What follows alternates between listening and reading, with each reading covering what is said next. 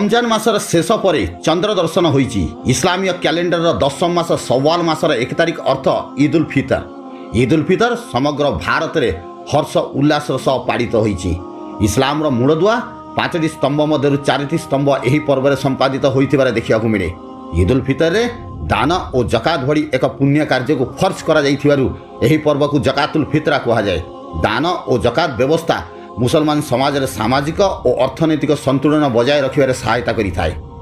ख्रीष्टाब्द 624 रे हजरत मोहम्मद सल्लल्लाहु अलैहि वसल्लम ए ईद उल फितर पर्वटी को मदीना शरीफ रे प्रचलन करिथिले।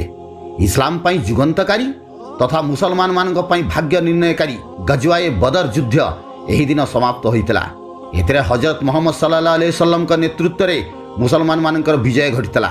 जंगे बदर युद्ध रे विजय हासिल करिथिबा मुसलमान माने निज नबी पौरोहित्य रे प्रथम थर पई खोला मैदान में ईद उल फितर नमाज हर्ष उल्लास मध्य पाठ करिथिले। मदीनार मुसलमान गण एही विजय खुशी को परस्पर मध्य मिठा बांटी पालन करिथिले। एहाकू मीठी ईद कहा जाए। ईद उल फितर पर्वटी सर्वशक्तिमान आल्लाह को कृतज्ञता जणाइबा पई उद्दिष्ट।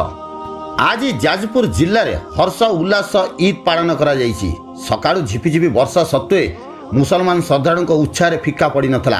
पल्ली ठारू दिल्ली पर्यंत सबुठी उत्सवर माहौल देखा मिली। सकाळु सकाळु स्नान सारी नुआ लुगा पिंधि मुंडे नाना रंगर टोपी और पगड़ी बांधि श्रद्धालु माने निकटस्थ ईदगाह और मस्जिद को समूह नमाज पाठ पाई बाहरी पड़ते। ईदर नमाज पाठ पर परस्पर मध्य ईद मुबारक और मिठा खुआई अभिनंदन जणाइथिले।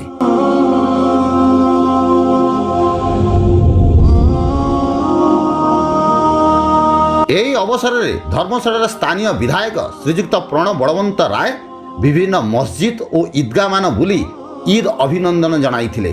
धर्मशाला ब्लॉक समिति सभापति श्रीजुक्त प्रभात बड़वंत राय, 14 नंबर जोन जिला परिषद सभ्य श्रीजुक्त जड़धर महांती, युवनेता मदन नायक, मुन्ना आलम और निर्मल प्रधान लोक ईद शुभेच्छा जनाउथिबार देखिବାକୁ मिलिथिला।